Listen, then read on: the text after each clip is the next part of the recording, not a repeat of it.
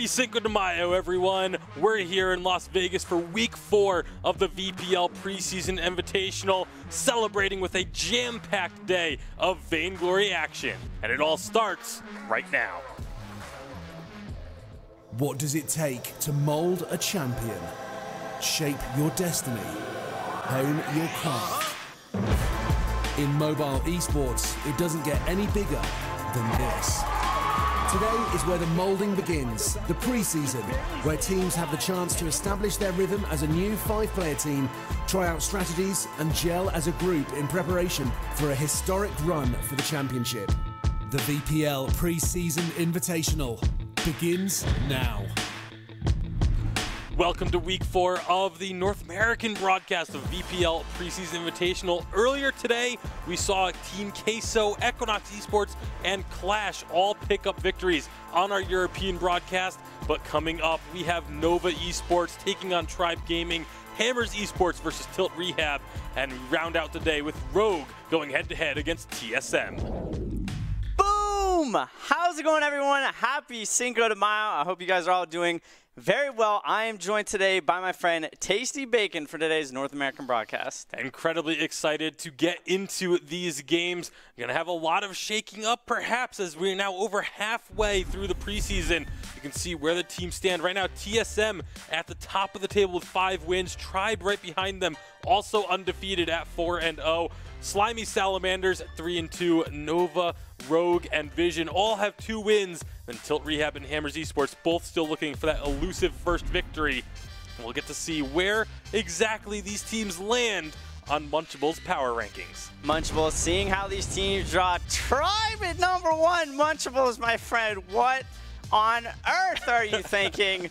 No, that's right. I'm incredibly biased. I definitely think TSM should be in that top spot, but hey, teach their own. He's definitely entitled to his own opinion. And then Vision Gaming actually coming in at number 3. Yeah, taking over the spot from Slimy Salamanders as a result of their play last week. Obviously, not full agreement with Munchables at this time around here on the desk. We'll have to wait and see how that shapes up throughout the rest of preseason. But we are getting into our first draft of the day. It's something a little new this time around. Picks and bans have already been completed. You see them there on your screen, what each team is going to be playing. Nova Esports on the top with Tribe on the bottom. A couple of surprises in this one here, Flash. Finn coming into the Sovereign's Rise, a bold pick out of the side of Nova. I'm surprised that they go for such a pick like this against Tribe when we haven't really seen it thus far. It's a very important matchup for them, but they've got to know exactly what they're doing. Yeah, I mean, obviously, and then the Reza coming through as well for the side of Nova, a pick that we've seen have a ton of success over in Europe. On the side of Tribe, a little bit unconventional there too, having Tony, Adagio, and Catherine, 3 heroes that can all be captain or be flexed into a carry position. We'll have to see where they decide to go.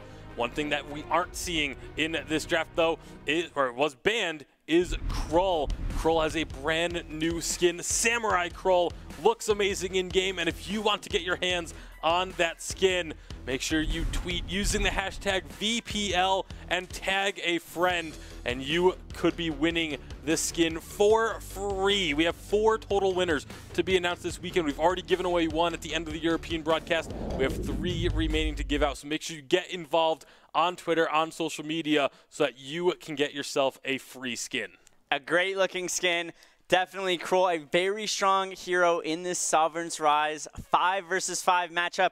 Not going to see him here, but we're going to go ahead and hop onto the Sovereign's Rise. All right, we're hopping onto the Sovereign's Rise like little bunnies. We got Nova going up against Tribe. This is going to be a pretty fire little matchup right here. I'm Humanist, joined by Denomine. What's up, dude? Hey, glad to be with you here, Humanist. We have an exciting matchup here today as we have Nova going up against Tribe. And I must say, we were talking about it a little bit before the broadcast. I'm excited to see some Finn make it through this weekend. Dude, little Finn getting in here. Finn, one of my all-time favorite heroes. How is it going to play out here? I definitely think it has quite a unique sentiment here because there's a lot of crowd control on the side of Tribe. and Finn, we all know he is quite unstoppable, as well as if Eco can land a good hook, a forced accord onto Old School, they could set up some big plays onto the Celeste, pulling them into perhaps a Kestrel stun, Idris Chakram coming through, a lot of playmaking potential out of this combination. A lot of playmaking potential out of this combination, a lot of playmaking potential out of these players. Indeed, a lot of all-stars out on the rise right now. And there's kind of soft invades happening on both sides. I don't think either team really looking to commit early on here. Just get some of that jungle camp, easy rotations, and some of that lane form. Yeah, neither team really has an outstanding level 1.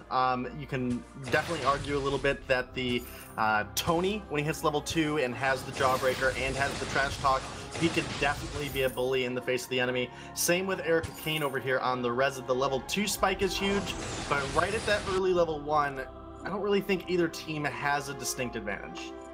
No distinct advantage. I mean, how do they grind that advantage out?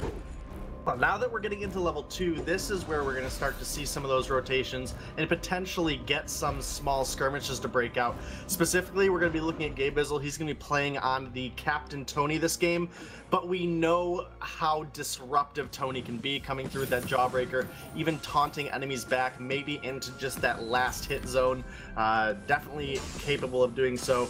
Erica Kane on the Reza has a lot of harass potential, though, here in the early game on the Reza, as well as Delphi now with the 5 crystal bits. He has those ranged attacks, and he can be an absolute menace to a target like Celeste or this Adagio, who don't have any way to move really out of that chakra. Talking about moving, we see some movement up towards top. Zeo's close under the turret there, and kind of potentially a wasted rotation out of Starling and Eco as they move from mid up towards that top lane. Not going to find anybody, but they'll just go ahead and reset. In the meantime, Old School and Gabe Bizzle look to make their own rotations. And you mentioned Delphi applying some pressure up in top, but he's really hanging out in bottom. Yeah, we will actually see junglers will prioritize bottom lane quite a bit. First Blood is going to go over to Joseph, though, as they pick Delphi off coming out a little bit too far. The reason you'll typically have a jungler focusing on their respective bottom lane is because that's a priority on where their jungle rotations are. Top lane quite often is going to clear out their own jungle, as well as the mid laner will typically be clearing out that crystal buff, and maybe even the doubles trying to get those level spikes. For example, Old School on the Celeste needs to hit level 8, get that additional range, and that's when he starts to really become scary. So for Delphi, all of his gold is primarily going to be the lower half of the jungle and getting ambient gold with Truth, and even in the mid lane every time he makes a rotation up, maybe get some ambient there. I mean, it all makes sense, but at the same time, I feel like it means the lane's going to be fairly easy for Dianzio up against Erica on that Reza. Should be doing okay now. It looks like actually Tribe might have found starting all over. He's able to get back. Actually turns around, gets the stun onto Old School. Gabe jumps in, front lining for his Celeste there. And Old School still able to get that Crystal Treant, so some nice teamwork there, starting kind of just getting thwarted.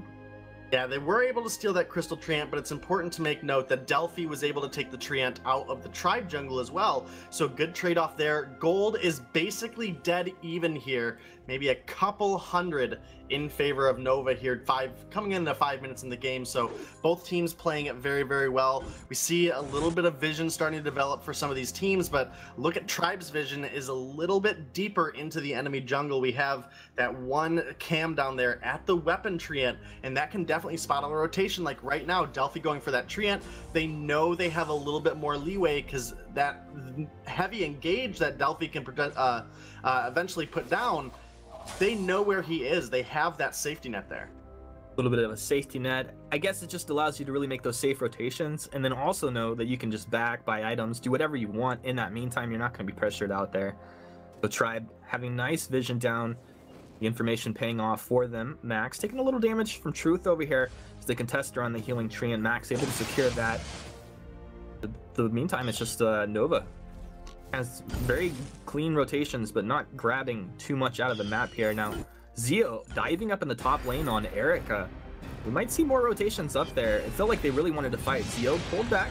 Gabe Bizzle's here, ready to back Zeo up. Can't believe Zeo is actually diving turrets at this point, 5.5 minutes in. This is a very slow Finn. Potentially going to go down. Healing Flask at the last second. He'll stay alive. That was a pretty interesting little trade right there. Yeah, it absolutely was. Eco's going to make it out alive. See the good use of the minion candy there by the side of Nova. Minion candy, a little bit cheaper this update, a little bit more viable to use because you're not really starving yourself out. And it helps keep the wave under control for the most part. Old School up near the top item shop here. But Soa is starting as they both make rotations around each side of that wall there. Not going to find anything, and then right back to mid as Joseph's made his way over as well. The glaive is something that the Kestrel really has to fear. If he can get on top, he'll just blow that Kestrel up. Right now, Old School and Joseph trying to get some damage on the turret, but getting lit up by starting. He just drops those glimmers. A little splash damage, they really have to respect that. Yeah, meanwhile, top lane, Dienzio and Gabevizzle have been making a push onto Erica Kane. They were able to pick up a kill onto Eco. Pulled back. Oh, he'll be able to get out with the ult there. Dienzio lines up with the ult. Nothing comes of that one. Yeah, Erica Kane was able to use that Nether Form detonator to create some distance, get out of the ultimate, that Verse of Judgment coming from Dienzio, and is even able to save the turret. Tribe, they did apply a minion candy last wave to apply a little bit of extra pressure, and they might be able to take a kill or a turret here. Oh, Max incredibly low. One more attack would have bounced and found the kill there. They'll be able to get the turret. They just back on out. They're going to clear a scout camp. Probably take the healing tree in here. Joseph's not going to get in on that one. And Nova able to really take a lot there. Yeah, they were able to stick the roots in, able to pick up a kill, pick up a turret even. And now they sit a little bit of gold ahead of Tribe, and they've got to be feeling a little bit comfortable because you really want this early and mid-game spike out of both the Reza and out of Idris to really take hold, and I think they've done a good job on their rotations, making sure they're doing so. Yeah, well, they got something, but right now Top's being taken down, and it feels like there's no answer. Gabevizzle, he's going to stun into the taunt. Erica able to just sneak out of that one more time. That'll be the first fountain usage from Eco. We switch the camera back over towards the mid lane. Even more action happening here. Delphi booting forward, looking for Old School, finding Max. One shot, chunking on through the Celeste there. And Skull's really going to have to respect the damage coming out of this Kestrel. Yeah, absolutely. Traded one turret for one turret, so Tribe not too far behind, but Old School, he is approaching level 8. We were talking about it earlier, that additional range coming out of those Heliogenesis is an important part of the kit here out of this Celeste, so definitely a lot of potential for Tribe to start taking over this game fairly quickly. Max Green on this carry Catherine, approaching level 8 as well, going to have that overdrive on the Merciless Pursuit. Obviously, we have the Blast Tremor online as well, and that silence, that team-wide silence, now able to affect 5 targets. So we're going to have to see if Max Green can set up any good plays for his team. Oh, I'm sure Max can set up some good plays for his team, but right now, with the Ghostwing buff, it's going to be Nova moving on forward, and if they're able to put a little bit of damage on some of these heroes, they could successfully get onto this turret rather easily. We'll see, though. Can Tribe mount a defense as the damage starts to rain on through. One shot, threading the needle in the negative there. Not the way he would have liked that. And Nova just going to continue to show aggression here, Noms. Are they playing with fire? They definitely could be. Tribe, they have a distinct advantage with the Glaive going into the Crystal Kestrel. While Kestrel is very good at playing that backline and hiding from the fight, as soon as I Love Joseph can make that engagement with an Afterburn, which is a very, very quick ability to use, he has the potential to keep starting all over from setting down any more active camos, and that creates a little bit of a weakness because that invisibility is this Kestrel's only defense, realistically. Only defense, sometimes can be used offensively, but you know, actually one of my favorite combos in the game is actually the Kestrel and the Finn. Like, if you get an active camo trap down, pull into that, and if you can pop that trap, holy nuts. Yeah, but with Gabevizzle on the other side working into that Crucible, I doubt we're going to see any Forced Accord usage land in the later stages of this game. Joseph forcing that wave up there, getting some gold under this Glaive's belt. He's gone with the Tension Bow and going into an Aftershock, so he's looking for that bursty on-hit Glaive build, and it's very good into a squishy target like the Kestrel on the backline, especially when your reposition puts them now injured in front of your team. Kind of crazy that nobody just died down in bottom. A little bit of aggression happening in the top Crystal Treant. Almost 3 or 4 deaths happening in the bottom lane there. Everybody getting out safely. Back though, Erica spotted by Joseph. And he's going to be just fine. Old School too low on health to actually look to make a trade there. And sometimes that is the case. Starting has reached level 10 here on the Kestrel and has quite a decent power spike with Spellfire. Obviously that damage over time can set off traps, but oh no, Gabe Bizzle! Oh no, Gabe Bizzle. He's okay! Noms, it's okay, relax. Dienzio, he's pulled in though, taking a nice chunk of damage. He'll be able to get himself out of there. Man, everybody's low on try, but nobody going down there. We're still 11 minutes in. Now, Truth and Delphi making some rotations over, but Max Green not really the target they want. Although they should be able to power on through this turret here, and Max can just kind of watch as that damage is applied. One shot coming on through with the block. He's just going to have enough life to stay alive. Wow. Yeah, just barely making it out. Max Green, the escape artist here on this Catherine. Level 9 has a second point into that Blast Tremor. A little bit lower cooldown on that ability now, so gonna be up more frequently. I love Joseph, just barely able to get out there in the top lane, and now this might be an opportunity for Nova to push into this turret. Get him! Zio, he'll throw that reflex, get himself back there. He's gonna be just fine. Zio, I love you, but you know, I'd love to see Nova find a win up against Tribe here, as they do come in slightly as the underdogs, but Truth doing work here. Is he gonna fight Max? Yeah, he's got him. Truth doing work. Now he's got his breaking point, Poison Shiv win condition met at this point. It's actually moving into a 3v2 situation. Delphi on the backside.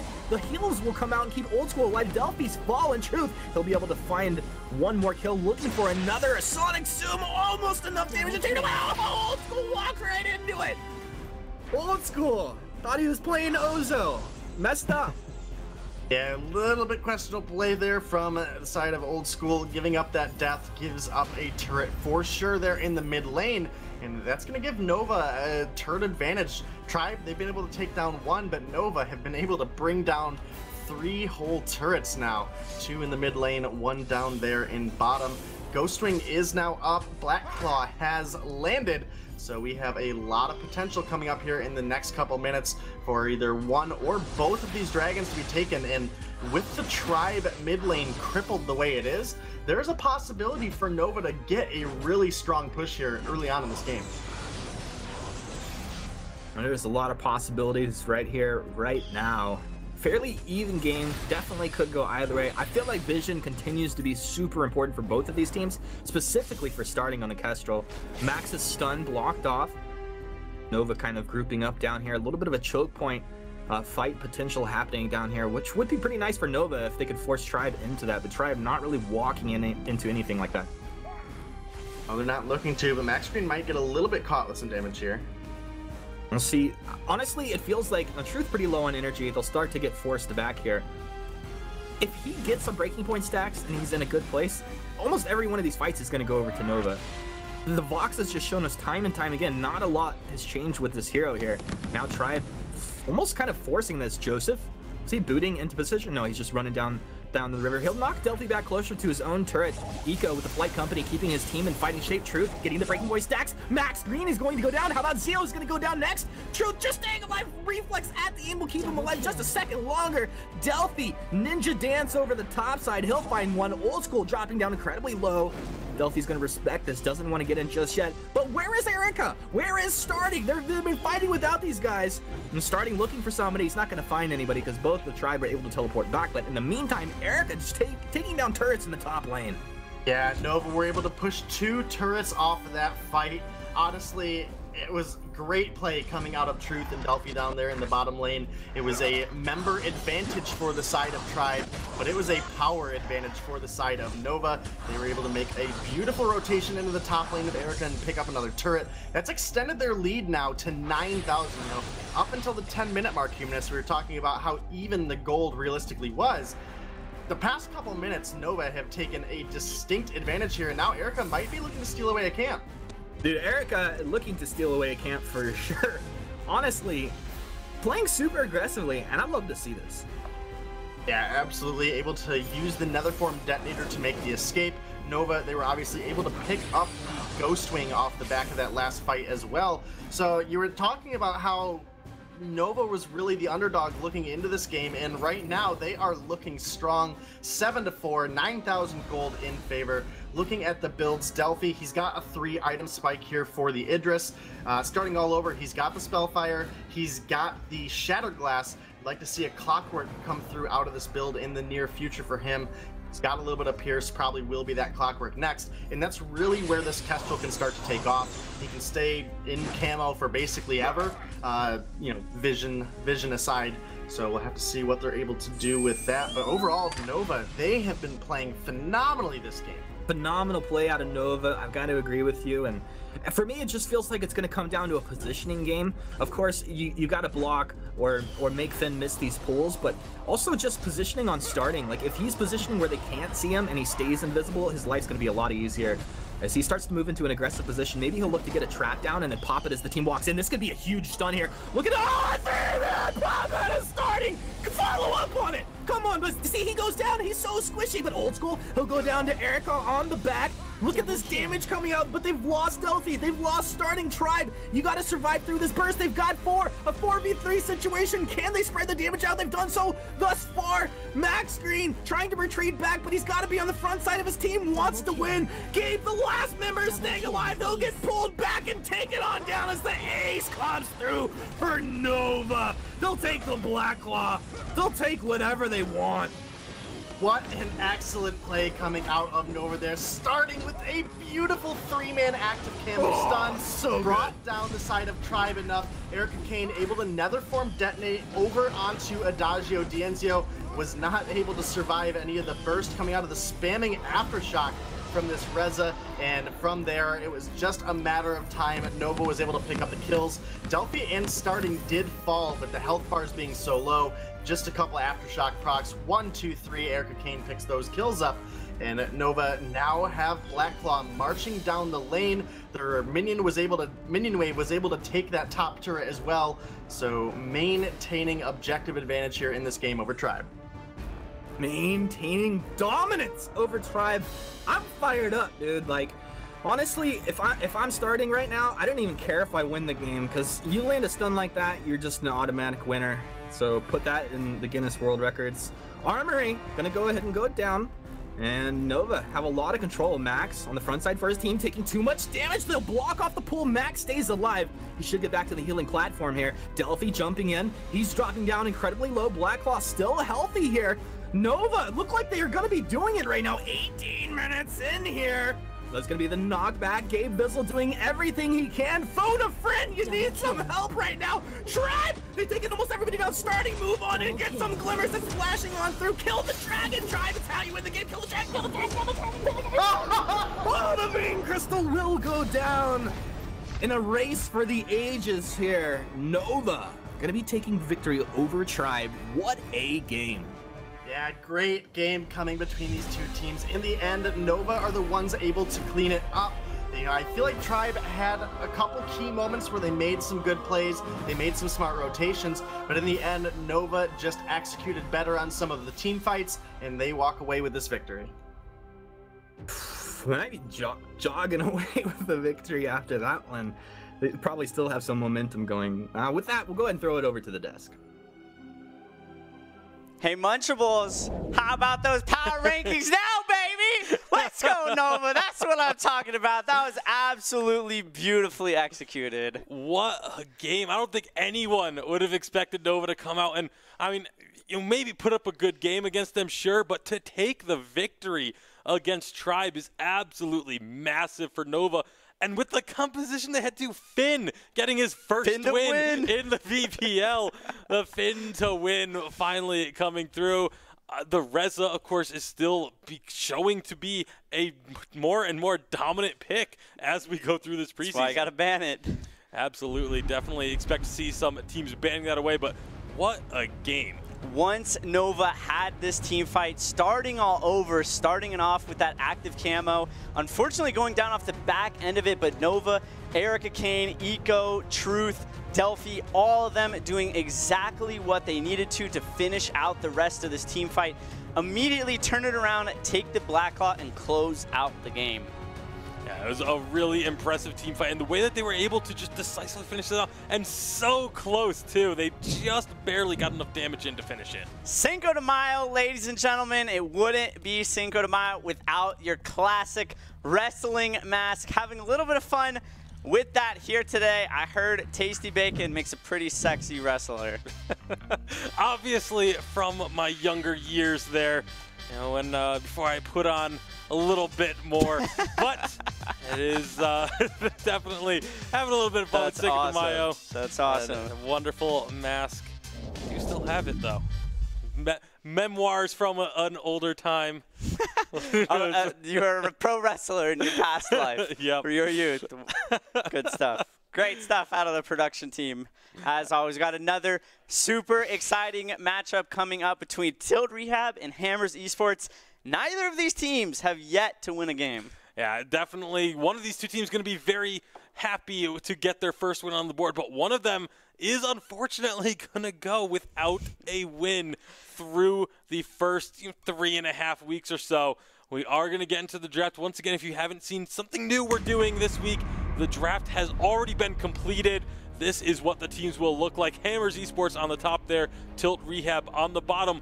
Another Finn and another Reza, this time on opposite sides of the Rise. Will be very interesting to see how these play out. In the past matchup, you saw the synergy between Finn and between Reza, all that fortified health stacking on top of each other. Not going to be the case here, but Finn still provides such a strong front line for those backline range carries in Samuel, in Kestrel, allowing them to poke from a distance. Hammers, though, they do have the Celeste, they do have the Idris, gonna be able to try to make some exchanges before Reza goes in for the kill. Yeah, a lot of assassination potential there on the side of Hammers, and talking about the assassination potential, a lot of time that's targeting one player specifically, so we're gonna go ahead and target one player specifically here on Hammers.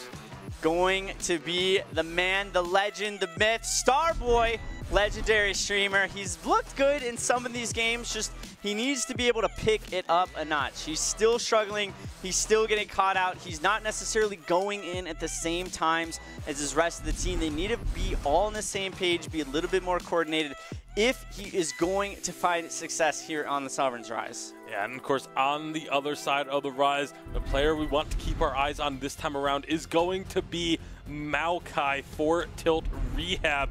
One of these players that, has been kind of the one that tries to start these team fights for Tilt Rehab, but isn't always doing so at the right time. Played this glaive, was diving in, getting these afterburns, but very rarely was the rest of the team there to follow up. So, needs to be more communicative with the team as a whole to know that when he goes in, the rest of the team needs to be ready to follow up on him immediately. Both of these teams still struggling to kind of find proper execution that we're seeing out of a lot of these top teams.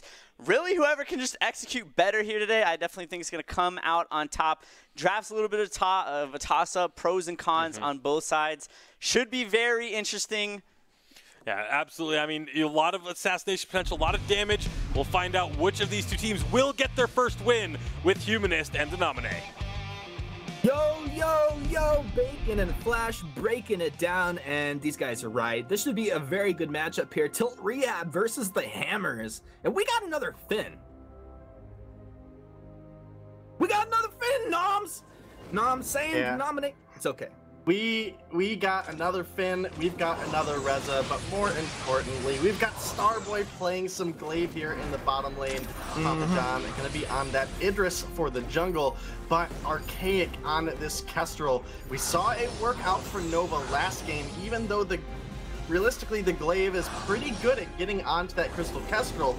If Archaic can position properly, he can definitely harass this glaive and dance around the fights invisible and really just be a distraction. He could be a distraction, but once again, I'm going to go back to it. Not everybody agrees, but I do think the glaive deals with the Kestrel super well. You just got to make sure that you have some vision, and that Kestrel's going to get popped. I mean, we saw it even in the last game where starting, he hits that huge stun. He's totally set up, but goes Drunami. Speaking of going down, Drunami, you're in a bad place. And that'll be a first blood going to Tilt Rehab. Yeah, Tilt Rehab, they got to be happy about that one. Fortunately for both of these teams, they are sitting down at no points. So one of them will at least pick something up for this weekend. So they've got to be excited, looking forward to this one. Ooh, Maokai, a little too far there. little blue stacks feeding. Yep, and that's definitely not the person you want the gold to go onto. And while we didn't see it too much last game, because it felt like old school and a lot of the fights got heavily pressured by Nova, I feel like Celeste is actually pretty good at zoning out what the enemy Kestrel is able to do. So hopefully we'll see BlueStacks in this game get to a point where the Celeste can maintain a little bit more control. Obviously, you know, again, that wasn't what we saw last game, but I think that was more so Nova just playing out of their minds. How does that happen, though, you know? Like, how does that actually play out?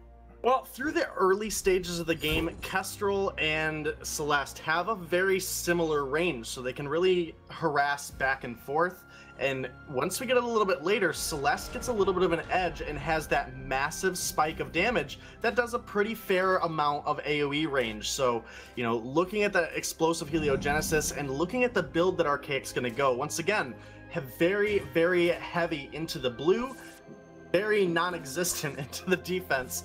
As a Crystal Kestrel, your defense is your active camo and your team. So Archaic, he can dance pretty uncontested around the edge, but if Hammers can get any sort of vision control, Maokai dropped down there in the bot.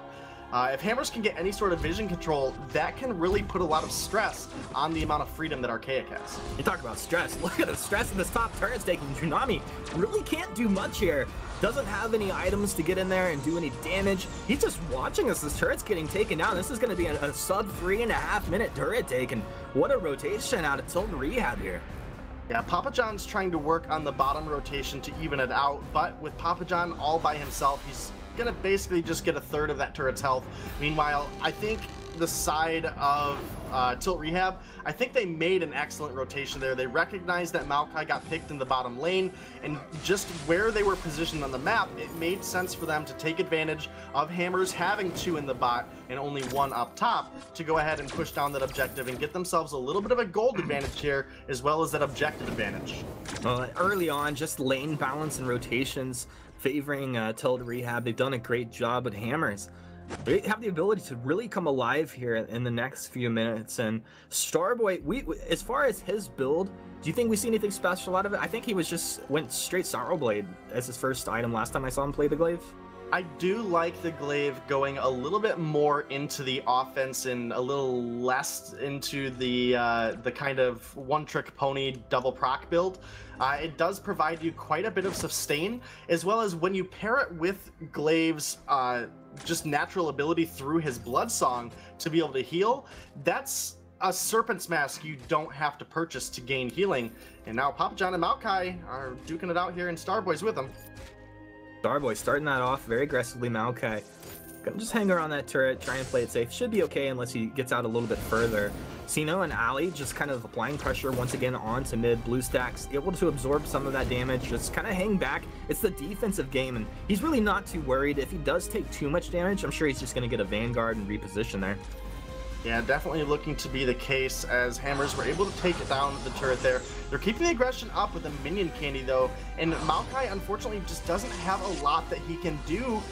Now it might be another kill for the Hammers. Starboy, that's the play here, bud. They'll just go onto the turret, and finally Ali's going to make the rotation down, but this second turret's already going to go down. As a little bit more aggression in mid here is Esme really playing with BlueStacks. BlueStacks going to get the Vanguard. The wait for it comes on through. Esme Sonic zooming, trying to kite backwards. One shot's going to snipe the Celeste on down. Eliminate will find one as well. Actually, I think the kill did go over to Celeste. Archaic. Time to land some glimmer shots, bud. Basic attack, and he's just going to pull up and farm here. But Tsunami has moved on in. This is a dead Celeste. Archaic booting back into the active camo trap, trying to get some glimmer shots, trying to find the stun. If you only knew, bud. Another active camo, and is he gonna get out of here? What a player! Yeah, Archaic able to make it out. Meanwhile, while all that action was going on in the top lane, had a interesting trade-off there down bot, as Starboy and Papa John, they were able to push a turret, they were able to pick up another kill onto Maokai, but a beautiful rotation coming from Sino and Ali Peterson. They were able to pick up a kill, and now that's the mid turret there getting taken down by the side of Rehab. This has been a crazy even game actually so far, Humanists. We're sitting 4-4 on the scoreboard. We're sitting 2 turrets taken each. Gold is so close, it's pretty negligible right now. And we just now have a couple of these treants respawning here. It looks like Starboy was able to take that away from the side of Rehab. But it appears Esme is trying to return the favor and take away that Hammers treant. Yeah, Esme trying to do so. Looks like he'll be successful. But yeah, I mean, I think Hammers took a little bit more of the jungle away, and they're going to look to do so every single rotation that they can. It's just you take a little bit more resources off the map, deny it from your opponents, and hopefully hit those power spikes. Yeah, you're absolutely right. This Samuel has hit level 6, has that Spellfire, and has an infusion in pocket. So Sino is looking to have a huge impact for this next fight. And I think with the ability for Mally Peterson on this Finn to keep enemies pretty close, both with the Forced Accord as well as the Plight Company, and even the Quibble can keep those targets into that heavy splash damage from those Empowered Malice Verdicts. I really like the combination of these two heroes. Tilt Rehab owning the choke point, but suddenly free from Hammers to send down and force them on back out. Ali, he's gonna get the pull into the explosion right there as Tilt Rehab just destroyed Hammers. That one shot flying across the map. Did he get another one there? Starboy, the only member of Hammers left on the map, and not much he can do. Well, he's gonna find the stun onto Maokai, and Maokai's gonna be fine because his team is taking Ghostwing right behind the fight there. What a fight out of Tilt Rehab. Yeah, absolutely. They're going to pick up a Ghostwing to help them out here. Obviously, there's some gold in their pocket now, as well as we were talking about it last weekend. The additional 25% damage to structures buff that comes out of this is so insane for your pushing ability. And when you have a hero like Samuel and a Kestrel, this is a great opportunity for Rehab to really abuse this buff. Well, I mean, Tilt Rehab have 2 out of the 4 heroes that were on the OP list that the analysts were showing, so that automatically gives them the win, right? It doesn't automatically give them the win, but they are 2 strong heroes right now that are very difficult to deal with if you don't do it early on. We see, there we go, that turret pushed, even with Hammers here trying to defend it. You're too strong of a co-caster. One shot coming on through as both these teams starting to have this damage stack up a little bit, but Tilt Rehab still have that Ghostwing buff, a little bit less than 50% duration remaining, and they just kind of hang out here. This is great because Fenn can just Plight Company. He kind of makes his whole team a little more durable, and if they do find a pull, they have huge damage to blow that target up. Otherwise, they just kind of chip with their long-range damage. Yeah, you're absolutely correct there. Obviously, the side of Rehab, they've built themselves a little bit of an advantage and can really start to take control. They have Hammers pushed enough that they can start to get good vision down in their jungle. We see a couple cams going down just as they rotated through, actually. So really smart out of them. They'll be able to see when Hammers are coming through, maybe rotating over towards that Ghostwing, but it looks like Hammers, they'll be able to get their own weapon treant here. And side of Tilt Rehab, they're just going to go ahead and back off. Hopefully Esme going to spend some of this gold, and Allie Peterson spends some of this gold in your pocket. There it is, Allie Peterson picked up that Aegis, and Finn gets that bonus shield and health from that ability. One of the points of weakness I kind of see for Hammers right now is that Drunami on this Reza, when he has to go one-on-one with the Vox, he's losing that trade almost every time, and this is should be even harder to deal with than a one-on-one. Oblivion comes out. Oh, he's not going to find the clip there, but suddenly Hammers have made their own rotation. Sino dropping back. Sino, you're in a battle. Where is this? They had the numbers advantage here, and the rest of Tilt Rehab, I guess, just trying to tilt their team so he can rehab him. Now they're gonna go ahead and try to wrap around the backside here. Everybody but Starboy, a 3-man pull on back. Tilt Rehab looking to follow up. Can the Glimmer Shot splash on through here? Arden pretty low. Drunami, one more hit, he'll go down. Esme able to find 2. Should be able to chase eliminate on down here, and that's going to be a triple kill for him. 4 kills for Tilt Rehab, and once again Starboy just probably shaking his head and wondering, team, like, what's going on? Yeah, definitely did not feel favorable at Hammers at first. They were able to get a good pick on Sino. You know, you were sitting there mentioning, you know, where is his team? They were so close. They had the numbers advantage. But even despite that good pick that came out of the side of Hammers, some good crowd control coming out of Allie Peterson and Maokai, they were able to turn that fight around and take an advantage. In fact, take the whole fight. They now sit up 12-5. They sit 3 turrets ahead of the side of Hammers, as well as moving on to that 8,000 gold lead mark. So we'll have to see if they're able to pull through together and close this one out. Maokai has picked up a Atlas Pauldron and Storm Crown, so not a ton of damage. They but, contest. Ghostwing gets stolen. Got it. Nom Nom's Drew Nominee. He'll go down. No, that Starboy actually going down. Eliminate will fall second. Was it worth it? Hashtag was it worth it? I don't know. Does he have a Spellfire? That's going to be a kill. Maokai coming in from about 3 miles away with that one. And this is going to be a kill onto BlueStacks as well. Drew Nami, the only one alive for Hammers at this point. Tilt Rehab, not happy about having that Ghostwing taken. Not happy about it, but if you're the side of Tilt Rehab, you really can't complain too much either. I mean, yeah, the Ghostwing got stolen away, but you were able to pick up 4 kills, and you now have some downtime on the side of Hammers where they can safely start up this Black Claw and start to push in. Hammers are rotating over, but I don't think they're going to make it anywhere near in time. Nope, you were right. It's not really something that's happening right now. And well, Tilt Rehab starting to pile up a nice net worth advantage for themselves. If you're Hammers, if you're coaching Hammers, you could be on mic with them right now. What are you saying to your team? Well, I mean, I think you definitely got to keep the morale up with the combination of the Idris and the Celeste. There's always an opportunity for them to come back. I feel like one of the downfalls of the Hammers draft, though, is they did go triple crystal power, which can work, but they didn't get an edge early on, which we really would have liked to see out of them. And a lot of shield was built early by the side of Tilt Rehab, which really limited what Hammers could do. A lot of whoop-ass coming out of Tilt Rehab right now as they're just putting the boot down on Hammers. And ladies and gentlemen, that's going to be the ace. Black Claw still just chunking through the armory. And Tilt Rehab putting on a Clinic Cares. They're going to take down the Hammers in less than 13.5 minutes. What a performance. Yeah, I think Tilt Rehab played absolutely amazing here. Great crowd control and just overall great plays coming out of Ali Peterson on the Finn. We don't see a ton of Finn right now, and just the massive amount of stuns that Ali Peterson was able to put down with that overdriven Quibble really set up a lot of plays for Archaic and Sino in that last game. It really did. It's great to see Finn having an impact, and you know, things change in the game, making Finn better, but sometimes just not having Finn in competitive matches for so long, it brings that surprise factor back, and that's why Finn excels. I don't know if that's the reason, but let's see if our analysts agree. Go ahead and break it down, guys. Well, Finn to win, back on track for this hero. It's always fun to get to see Finn out in the game. I was going to say on the rise, but we haven't seen him much on the rise. Maybe that's going to be changing as Tilt Rehab pick up their first victory of the preseason. Unfortunately, Hammer's still going to be searching for that one. All the rehab finally paying off. They finally got the win. That's the confidence that they really needed to get back into this once they had this Ghostwing. It was absolutely beautiful execution, absolutely phenomenal forced accord out of Ali Peterson. At this level, though, the captain of Hammers, you have to block this forced accord. It is an absolute given. That is exactly what Tilt Rehab needed to gain the upper hand in this team fight and ultimately go on to close out the rest of this game. Tweet from the one and only Starboy: can't study our strats if we don't have the same roster for more than a week.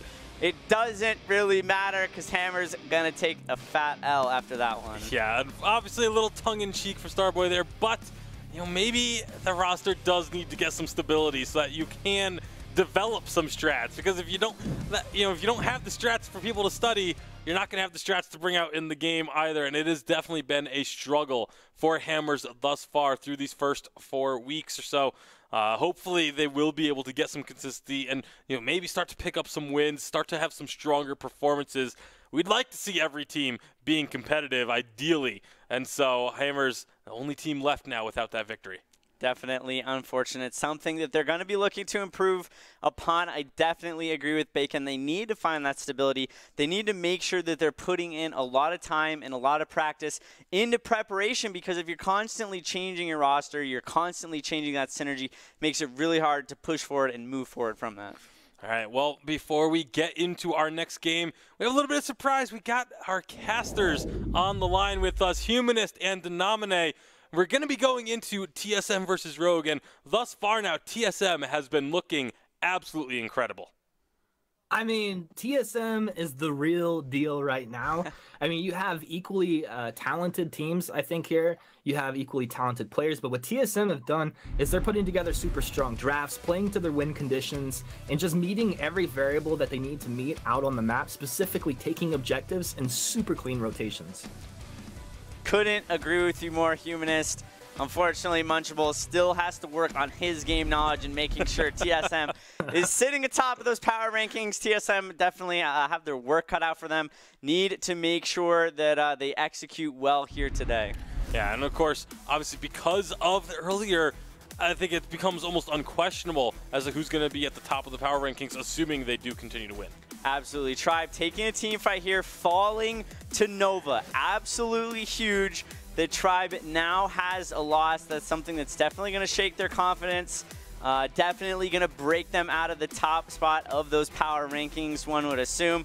But TSM definitely have a hard matchup coming up here against Rogue. And one of the common trends we've been seeing throughout North America is a specific set of heroes when it comes to the draft phase. We have 4 different heroes that are all 100% pick ban rate, and that is going to be Celeste, Kestrel, Tony, and Samuel. All 4 of them sitting at 100% draft usage.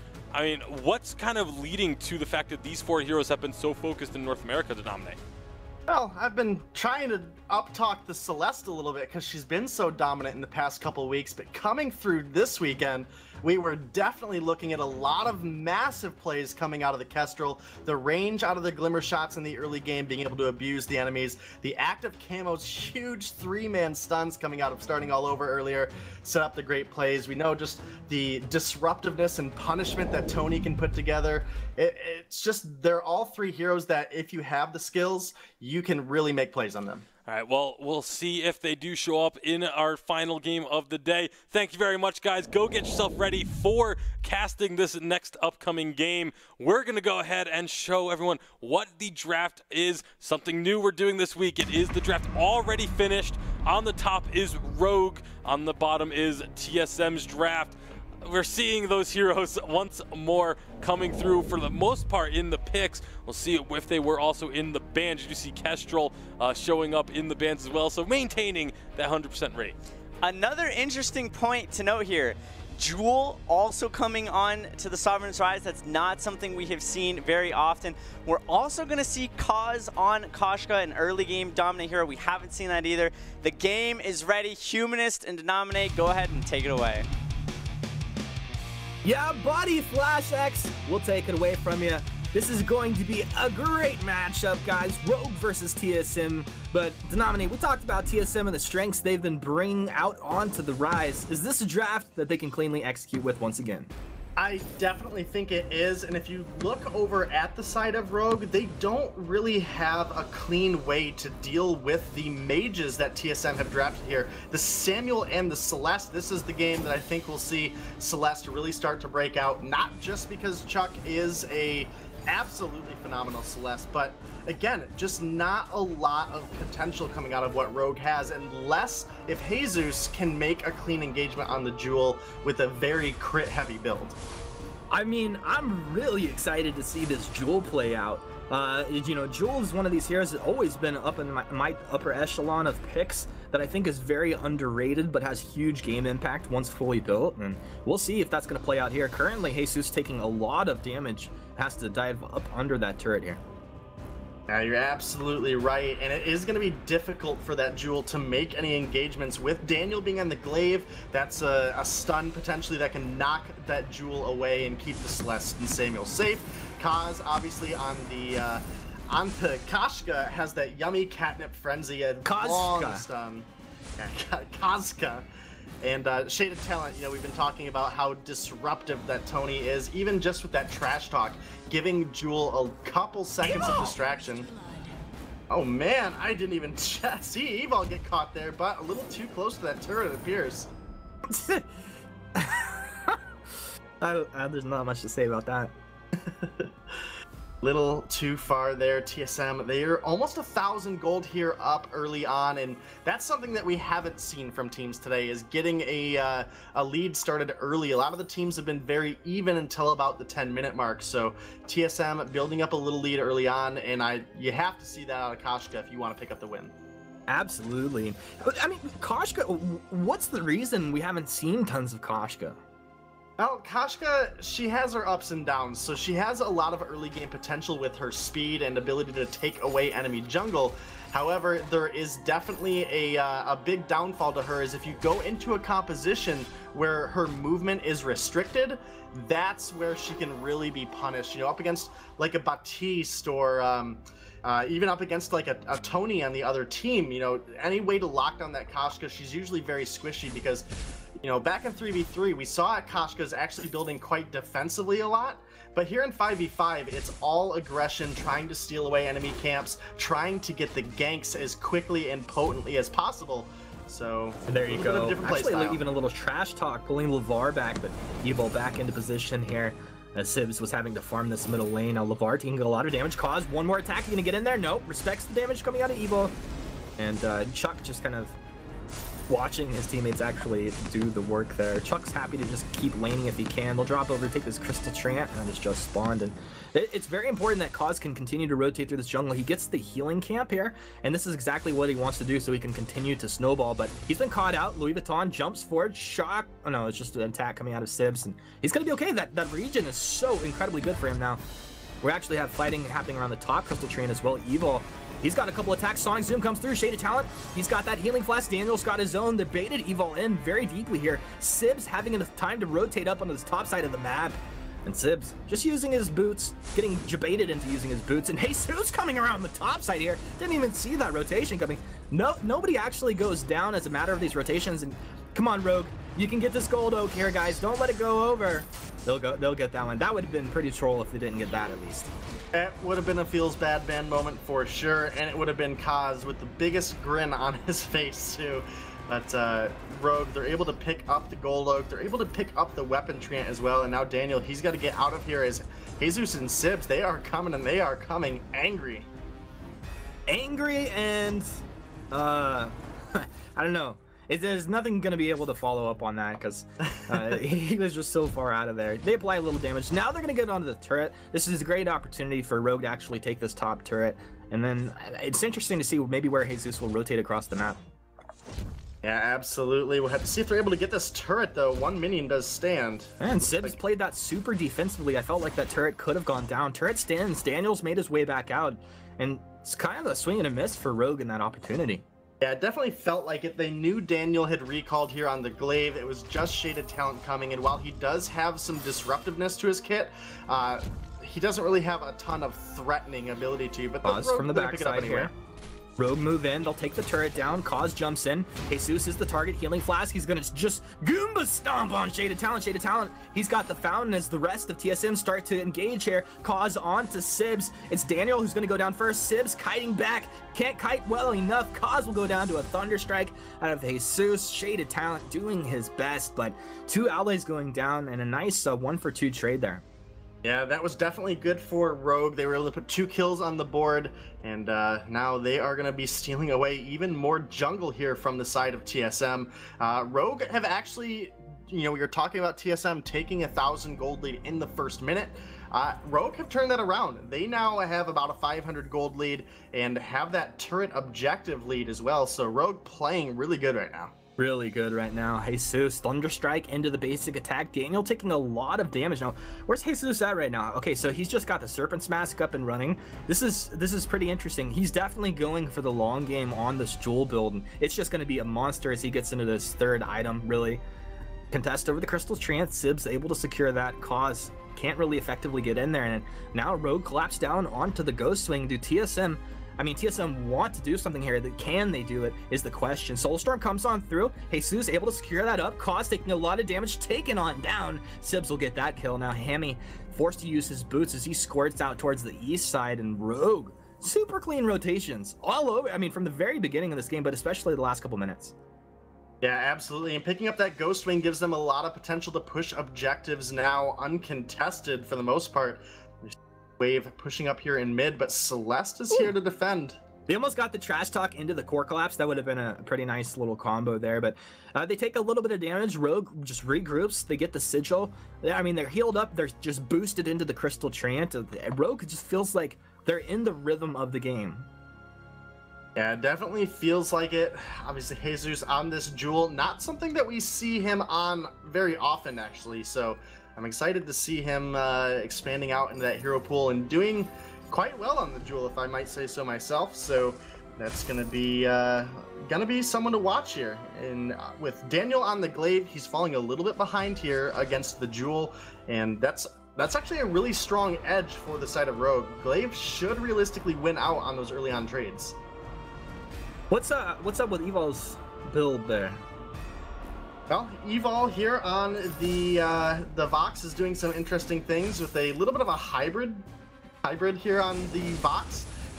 Not something we see too often. We've seen it a couple times in EU on the Idris going for that double divergent path, but I don't think we've seen it on the Vox. Poison Shiv, going to be able to apply that mortal wound. Looks like he's going into the alternating current. I kind of feel like that might hinder them in the later stage of the game, but we'll have to see what he's able to do with it. I mean, what does it add to what he's able to accomplish? I mean, he's able to get attacks out quicker, and then he's also able to spread out that Mortal Wound, and we know how dominant Mortal Wound has been here on Sovereign's Rise. So we'll have to see if it's enough, though, because realistically, you know, you could have just gone with the Spellfire on your Idris, got that Mortal Wound down Daniel's that way. Getting lit up. Yeah, he's gonna make it out. Yeah, he's gonna make it out. Glaive, pretty agile, pretty tanky, but Jesus, he might be able to get some push here with Daniel being so low. He may indeed, and there's action happening up in top, but mostly just a slow push. Action down in bottom is you're gonna actually have two of TSM having to play super defensively, and then ultimately just get on out there. What is Daniel? What's the plan here, bud? Like, he must have been calling for his team for like the last half hour. But he can't do anything. At some point, you just have to make the call to back. Now he's going to back, but Shade of Talent's here. The turret's already gone down, and TSM feel like 2 steps behind Rogue here. Just Rogue fully setting the tempo of this game. Yeah, it does feel that way. Evol, he's completed the alternating current, so he's going to be able to spam out attacks pretty quickly. He's going to be able to get that Poison Shiv laid out very quickly as well. But I'm going to have to... he's going to have to teach me how the team fight damage here is going to work out on this hybrid Vox. He's not going to be able to scale up the breaking point like he would on an all-weapon Vox, and he doesn't have any scaling damage coming out of a Crystal Vox either, so we'll have to see if Dragon's Eye or Shatterglass is the path that he goes. Jesus with that big red button coming on through Hammy will just go ahead and absorb that. Not really a problem. TSM under the safety of their turret, and Rogue don't really seem to mind applying the damage here as they just heal right back up from that sigil. You still have Louis Vuitton's on holding the Divine Intervention as well. Jesus not really at that point, I guess, where he wants to fully commit, and now they're able to get some damage onto the turret. This should be their target focus. Turret's down, and Rogue just very simply back on out. Yeah, it does look to be the case. Rogue, they've taken themselves quite a gold lead here in the past couple minutes. They're now sitting about 8,000 ahead of Team Solo Mid. We have a lot of crystal power coming out of the side of TSM, but we haven't seen a huge impact, which is actually not at all what I expected. I expected Hammy to really be able to have control over pretty much all stages of this game just based on the comp, but Rogue, they've been able to make it happen. You know, again, still waiting to see where Evol goes with this third item. He is approaching that 1,300 gold mark, which would allow him to get either the Shatterglass or the Dragon's Eye, and we'll have to see where he goes from there. Dragon's Eye would give him a lot of scaling in the team fights and really start to be able to obliterate teams around the 8, 9, 10 Dragon's Eye stack mark. I'd like to see that just because the fights have been pretty long and drawn out, but I don't think it's something that he has to go. I'm really curious to see as well. On the other side, I mean, you talk about Hammy, we'll hold that. Maybe a little trash talk coming out here. But yeah, I'm looking for Hammy, like, what's his third item going to be? Because the first 2 items are kind of just like utility items and control for the Samuel. Like, he's getting more of everything. He's useful with what he's doing, but he doesn't have that kill potential. Now, he definitely needs to get into either a Dragon's Eye or a Shatterglass and be able to harass that front line. There's a lot of potential for him to do so, but Black Claw is going to go over to Rogue. Beautiful Bright Bulwark from LeVar there. Was able to block out the engage from Daniel coming over the wall, trying to get that steal and knock him back. So great plays from Rogue there, and they are going to start pushing down this mid wave with the Black Claw. Wow. Rogue playing super clean here, and there was a lot of talk about everything that TSM has been doing so well in this preseason. Right now, TSM on the back foot, and this net worth lead is huge. It's going to be the portal in. Very aggressive call out of Rogue, but Oblivion turns around the other way. You got 3 down from Rogue as they get roasted and toasted. I bet they wish they could have that one back, Noms. They're going to lose 5. That's the ace, and that's how you throw a game. That's definitely how you can start to throw a game for sure, is giving an ace over to the side of Team Solo Mid, especially with Ghostwing landing right now. So we all know that's such a huge buff here in this update. Obviously, that 25% damage boost to structures is something that TSM can take and they could really run away with, having such a heavy composition for pushing down objectives in the Celeste and in the Samuel. Heavy indeed. My goodness gracious. I mean, okay, so you get the Arcane Passage, the whole team goes on through, but why? The thing is, like, if you have like the CP Vox, you don't ever actually want to be up in the fight. If you're playing a CP Vox, you want to just be dancing around the edge of the fight. Am I correct? Am I blacked out and just talking nonsense? You're absolutely right. With the CP Vox that we have coming out of Evol, you definitely just want to target whoever the closest person to you is, so that your resonance bounces can then chunk away the rest of the team. It's actually one of the huge benefits to a Crystal Vox over a Weapon Vox is Crystal Vox, you actually want to focus the captain. You want your attacks to be on shaded talent so that the strong resonance bounces are hitting more vital targets on the backline, versus a Weapon Box, you need to be on that squishy target. All right, somebody text Rogue and let them know what Denominate just said, and I'm sure they can turn this around. A little bit of a fight happening up in top as well as mid. A 4v4 in mid as TSM look to apply pressure onto the mid T1 turret. At the same time, Jesus onto the base turret almost in a 1v1 with Daniel. In fact, Jesus really getting the advantage here. The sigils keeping Rogue in fighting shape. Oblivion comes out, blocked off. TSM will be able to take this turret down eventually. And really just kind of interesting plays on how this Jewel is able to pin this Glaive up into the top lane, but now he's in a bad position because TSM can rotate from the backside, and I'm not sure that Jesus can actually get out of here. He's not going to have a rocket leap. He's going to be caught here and taken down. The question is, what can Rogue do on the rest of the map in a response to this? Now, Rogue, that looks like they're trying to rotate through jungle and just take whatever they can, but unfortunately TSM, they've been able to close that gold lead gap that Rogue had, almost 10,000 down to just above 3. So huge swing in gold there. Celeste has really started to come online. We've got the Spellfire, we've got the Shattered Glass, and we've got a Broken Myth coming out of Chuck, and very likely working into that Clockwork. So this is where Celeste starts to get incredibly scary. Hammy, he did not go with the Dragon's Eye, he did not go with the Shattered Glass, he went into the Broken Myth as well. I do actually think, now that I run it through myself a little bit quicker, they have triple Crystal Power. That Pierce is definitely needed for these mages, so this is a strong point for TSM if they can continue to pick fights like they did when Rogue made that. Shimmer Strike from Sibs. Chakram coming on through. Divine Intervention keeps Sibs alive. Cause one more attack, he would go down, but nobody seems to be able to connect. Evil's on the front side. He got jebaited in. LeVar taunted back just for a second. Shaded Talent. Bada boom! He'll knock Evil back. He should get taken on down here. And Rogue just have to tuck tail and run once again. I guess the game plan for Rogue is just a 4 do something, 1 do something, because right now it's Jesus taking jungle camps up on the top side of the map. He's taking a healing camp, but he's full health, and it's kind of a questionable decision from where I'm sitting. Yeah, it definitely feels like it could be that way. Evil and Sibs now taking their little dirt nap, as well as Ghostwing getting pushed here by the side of Team Solo Mid. If they're able to take this safely, they could make a substantial turnaround in this game. Keep yourself safe, Joel. You're taking a lot of damage. Jesus gonna go for the weapon treant. Well, his team continues to fight here. I don't know about this one. Louis Vuitton down. taken down. Cause Yummy Cat and Frenzy as a Rocket Leap comes over the wall. He'll jump on over here. Cause able to take down Jesus. Now let's see if Cause wants some more bulwarks. Down a little bit too late. LeVar, why are you doing it, bud? Oh, get over here from over the wall. Shaded, what a talent. My goodness, they'll even go behind the turret, take down Evil. And very, very easy kill suddenly coming from TSM. You talked about them hitting power spikes, and if they can put it together, they're going to be very dangerous. They just put it all together like a set of Legos here. Yeah, that definitely looks to be the case, and with that Ghost Wing buff, we see Team Solo Mid. They're pushing in, they're looking for the armory, they're going to get it. And, oh man, Daniel even makes it out alive! Dodge it! Oh, he's got a healing flash? Oh man, what a player. What a phenomenal player. Such an intelligent call. Solar Storm.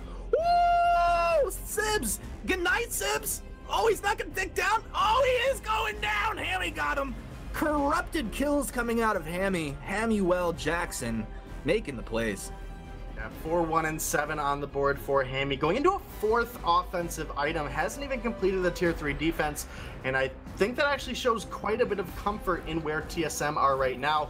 They know that they can turn this around for themselves. They have a, looking at the beginning portion of this game with how dominant the side of Rogue was in a lot of the fights, as well as taking those objectives, looking at the score line, it's actually quite a close game throughout a majority of it. TSM with 17 kills on the board. Rogue, they do still maintain one more turret than the side of TSM, but that central armory did get taken down, and that means that middle wave is going to have that essentially ace buff to it at all times. This is a super important team fight that's about to happen right now. Blacklaw being captured up. Rogue know that they can't allow this to go over to TSM. The Arcane Passage in one more time. Who's the focus? They're trying to take Chuck down. Can they do it? Yes. Chuck the first to drop. Now Rogue have a chance. Jesus stays alive long enough to do good damage here. It's traded 3 for 1. The perfect fight for Rogue. Can they keep Evil alive? Yes, they can. Lyra making the plays there. Shaded talent. Forced to walk back all alone. Nobody to hold his hand. Blacklaw going to be taken down. Rogue putting together the perfect fight to nominate. Yeah, they turned that around quickly and with some passion behind it. As it looked like TSM were setting up with the Blacklaw. It didn't look like they really cared if they took it. It looked like they were baiting in the fight. Rogue took the bite, and they took the fight to go with it. They're now marching down the mid lane. They've taken down that central turret before Blacklaw even makes it into base. And Blacklaw may be able to take that armory. Meanwhile, Rogue, again, maintaining objective advantage. They push down into that bottom turret. They're going to look for the armory, and they might even look to close out the game. I feel like TSM's about to smoke them and then go win the game right now, but I could be wrong. LeVar dropping low. They'll take the Lyra down to start the fight off here. Looking for Louis Vuitton Don. He's down into the dirt. Sibs, it's time to make some wizard plays. He'll chunk through Hammy and Shaded Talent, not able to finish up there. TSM all stay alive, Sibs. Shroud step forward, Cause jumps on in. Solar Storm's not there, but Cause doesn't matter. He's the little kitty cat. Gets the kill. Big red button, almost. Oh, Jesus. What a big red button, would you say? Daniel is going to try and trade with Jesus, but this is Jewel versus the Glaive. You're going to get dunked on. Dude, come on down. Give Jesus the 2-for-1 deal. Yeah, Jesus very, very healthy right now. Meanwhile, Kaz and Daniel are pretty crippled. A little bit of a different build coming out of this Jewel, though. Typically in the Jewels, we do see the Sorrow Blade and then going into either a couple Monocles or a couple Tornado Triggers. This time around, we have the Serpent's Mask and the Breaking Point. So a lot more sustain out of Jewel rather than upfront damage. But another Ghost Wing is going to go over to the side of Team Solo Mid. Dude, Louis Vuitton Don just got an armory. Snuck that. Yeah, good plays out of him, but can he make it out alive here is the real question. No. No? It's not happening. The answer is no. So, that is now a pretty staggered death timer on the side of Rogue, and that's a feels bad man moment for sure. I have to see what TSM are able to do with it, if they're able to push any objectives. It's really what they're going to be looking for. You know, TSM, they were the ones all last weekend averaging the lowest game times. We're now here approaching the 22-minute mark. and it looks like TSM are kind of struggling to regain their footing. They had a couple really good turnaround fights, but Rogue, they were able to answer right back with a lot of control, some good plays coming out of Sibs. We've seen those chakrams chunking Chuck out for 500 damage apiece, so that is huge. You want to make note, we have a teleport boots purchased by Sibs here. Teleport boots on Sibs? Yep. So no surprises there. Sibs is a sneaky player. Look, they do have a forward scout cam down in that bottom lane. It will be tining out fairly soon. So this is either going to happen later in the game or it's going to happen really quickly. There's the teleport boots from Sibs right now. Ports back. Oh, 2 teleport boots. Evo and Sibs, they're going to make the run for it. You need to stop the ports back. Cause porting. Daniel as well. Cause is back. Daniel's is canceled. Okay. Hammy, he's here as well. They're trying to body block, but this is going to be going to Rogue. Oh, Flash X! That's a tough one to watch. Yeah, absolutely. Rogue come through with an excellent teleport boots play out of Evil and Sibs there. And, you know, Flash, I love you, but I think you're right. I think Munchables might need to rethink his power rankings. Maybe he'll have to rethink it, but at the same time, I think it's really important to realize, like, okay, so Rogue played phenomenally early game, but TSM was down like 10,000 net worth. They have a higher net worth at the end of this game, so they were able to make some really serious and solid shot calls to bring that back for them. But yeah, we'll go ahead and throw it over to the desk right now, see what these guys have to say about it. That was a fun match. Regardless of what we have to say about it, I want to hear what Munchables has to say about that. Can we get him on the line? Like, can we get his opinion in here? I think, but obviously, what a performance from Rogue. You can't really take anything away from them. They very nearly did not walk away with this victory, but they're able to take down TSM, get the victory, and show that they are a real deal. They are a team to contend with here in North America. Super exciting to see how North America is developing and evolving. Rogue, seriously, phenomenal performance. Going to be able to look at one of their highlights here of one of the very, very important team fights. TSM trying to take down that Black Claw. Beautiful portal in from LeVar, catching TSM completely out of position. Got to make sure you're accounting for that. Mistakes were made. Rogue very deserving of the win here today. Yeah, beautiful Lyra portal in there. Some great decision making being made by Rogue all across the day. But Louis Vuitton Dodd saying beating TSM is going to be child's play. Of course, those who don't know, Child's Play was the name of this TSM squad before being fully brought on as TSM. And then said PS, after we get slapped and lose in 11 minutes, put the tweet on the Twitch stream just so we can get a free clout. Have some confidence here, Louis. You guys got the win. You took down TSM. Maybe the secret is to be humble about it and be like, oh, we're going to get destroyed. Put him in a false insecurity and then take him down. Absolutely. Louis Vuitton also played phenomenally here today, always in the right spots at the right time, executing a huge source of damage for his team. Rogue, they are now in contention for one of these top spots. Nova as well stepping it up over Tribe earlier today. It is so awesome to see how close these teams are in North America. Yeah, I see the results from today. Queso with the win over Rising Lotus.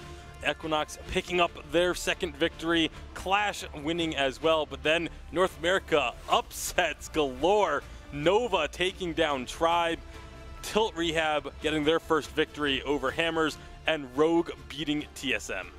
TSM still sitting at the top of these standings. I stand corrected. Munchables, your power ranking still could have been correct. Tribe coming in at second. Siamese Salamanders, Nova coming in tied for third. Rogue, Vision, Tilt, Rehab, Hammers wrapping things up. Yeah, and there were a couple of opportunities that we could have chosen as moment of the day after that last game, but we're going to go ahead and take a look at our moment from the day from earlier. As he starts to move into an aggressive position, maybe he'll look to get a trap down and then pop it as the team walks in. This could be a huge stun here. Look at that! Pop it is starting! Follow up on it! Come on, but see, he goes down. He's so squishy, but old school. He'll go down to Erica on the back.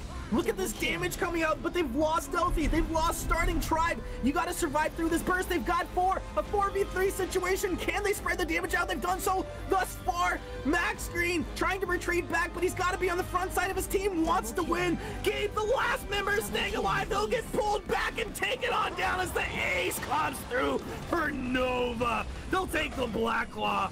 They'll take whatever they want.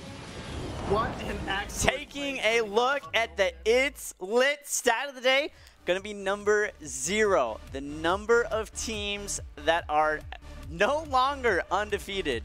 Yeah, 0 teams across both regions having an undefeated record partway through week 4 of the preseason. Just kind of goes to show, again, something we've been talking about for the past really couple years in Vainglory Esports, is that the level of competition continues to improve.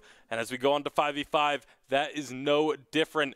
Congratulations now to go our winner of the Kroll skin, as it is going to be Amorph, picking up a free unlock of the Samurai Kroll skin for him. Congratulations to Amorph, and make sure you get involved on social media so that you can have your chance to win a free unlock of Samurai Kroll tomorrow. Giving away some great skins every weekend as we look ahead to the 5th and final weekend. Definitely going to be an exciting matchups. One would expect there to be some stability in what's happening in the competitive scene. Huge shakeups, rosters, results, everything for today, making next weekend that much more exciting. Equinox and Team Queso starting things off. Rising Lotus versus Clash, Salty Potatoes versus Wolves Esport, wrapping up Europe, and then back in North America again, Slimy Salamanders taking on Tribe Gaming, another huge matchup for both of those teams. Vision Gaming versus Tilt Rehab, Nova Esports, and Hammer Esports all taking place tomorrow. Tasty, looking so damn good. That wrestler's mask, happy Cinco de Mayo. Thank you guys so much for coming out and supporting the stream. We're all grateful. Definitely going to be an exciting day tomorrow.